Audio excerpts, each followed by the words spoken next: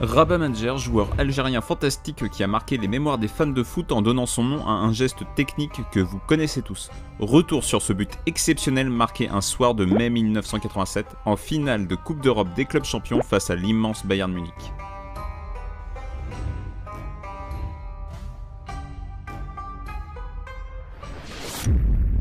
Rabah Madjer est né le 15 décembre 1958 dans la capitale algérienne, Alger. Il est considéré comme l'un des meilleurs joueurs algériens de l'histoire, si ce n'est le meilleur. Meneur de jeu flamboyant, Madjer avait une vista et une classe hors du commun sur un terrain. Grand fan de Johan Cruyff depuis son enfance, Madjer a révélé après sa carrière avoir toujours essayé d'imiter son idole. Et quand on peut se permettre d'essayer d'imiter la légende néerlandaise, c'est qu'on est loin d'avoir les pieds pourris.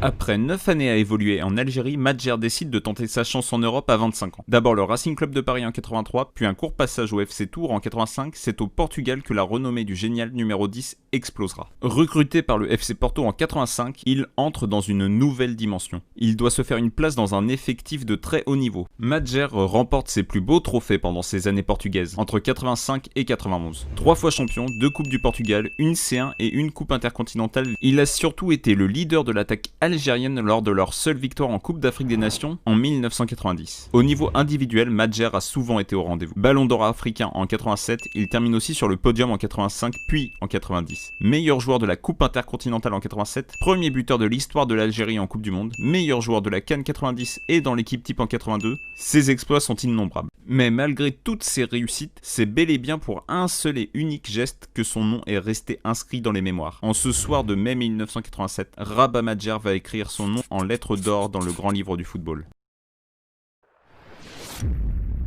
1987, année de la première finale de C1 dans l'histoire du FC Porto. Les Portugais veulent remporter leur première Coupe d'Europe et rejoindre leurs rivaux du Benfica, déjà double vainqueur de l'épreuve, ainsi que le Sporting Portugal, vainqueur de la Coupe des Coupes en 64. Ce soir, le FC Porto a l'occasion de rattraper son retard sur ses concurrents nationaux. Leur mission, vaincre le Bayern Munich en finale.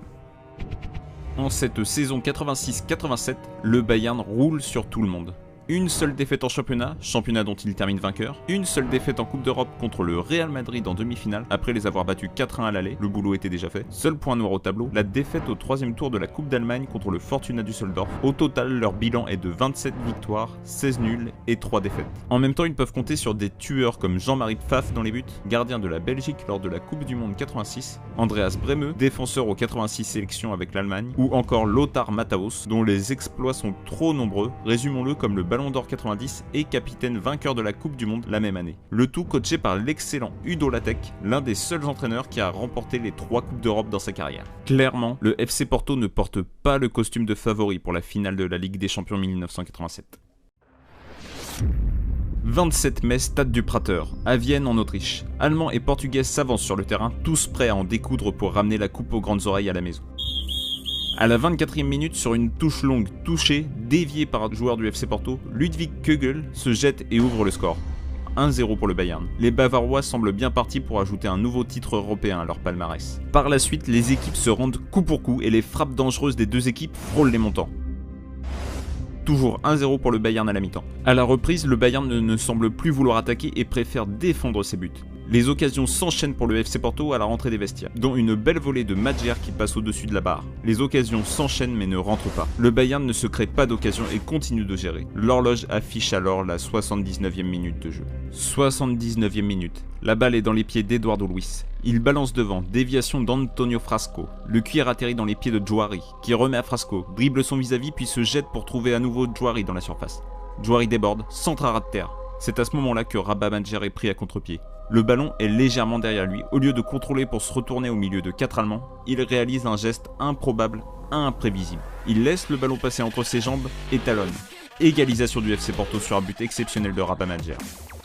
Dans une interview accordée à SoFoot, à la question sur le coup, quand vous avez marqué le but, vous êtes-vous rendu compte de ce que vous aviez réalisé? Madjer répond: vous savez, quand on est sur le terrain, on ne réfléchit pas. Je pense en toute modestie que ça fait partie de mes qualités techniques. Lorsque le ballon est venu vers moi, je n'avais pas le temps de réfléchir. J'étais un petit peu déséquilibré et j'ai eu l'audace de prendre le ballon du talon et de marquer. C'était une surprise, pour la première fois on voyait un but marqué de cette façon. D'autant plus en Ligue des Champions et en finale. J'ai eu le courage et l'audace de le faire et le bon Dieu m'a récompensé. C'était une opportunité, c'était le moment adéquat pour faire ce geste. Cette talonnade a marqué mon histoire personnelle et l'histoire du football. Elle m'a beaucoup donné et m'a fait connaître dans le monde entier. Le fait qu'aujourd'hui encore ce geste porte mon nom et qu'il soit resté dans les mémoires me fait énormément plaisir. Une belle histoire qui mérite tout de même quelques précisions. Tout d'abord, Madjer n'est pas le premier joueur à avoir réalisé ce geste. Des archives du Real Madrid montrent l'immense Alfredo Di Stefano inscrire un but qui serait nommé une Madjer aujourd'hui. De plus, le terme Madjer n'est utilisé que dans les pays francophones, jamais mentionné dans des médias espagnols, italiens ou anglais par exemple. Quelques détails à préciser mais qui n'enlèvent en rien l'audace et les qualités techniques qui ont permis à Rabat Madjer d'inscrire ce but hors du commun. Au final, le FC Porto remporte cette finale 2-1, un deuxième but de l'attaquant brésilien Juari suite à un débordement et une passe décisive de l'inarrêtable Rabat Madjer. Mais gardez en mémoire que malgré le fait qu'on entende principalement aujourd'hui son nom quand Cavani inscrit un but avec une Madjer, retenez qu'il s'agissait d'un joueur fantastique qui mérite sa place dans le panthéon du football. C'était Cyril Leclerc pour le corner, cliquez sur j'aime si vous avez aimé et abonnez-vous pour ne pas manquer les prochaines vidéos sur l'histoire du football. A bientôt.